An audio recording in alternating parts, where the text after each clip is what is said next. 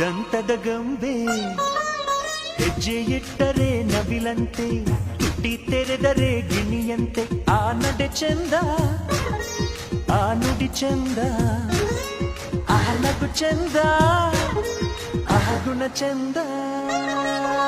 ಯಾರೇ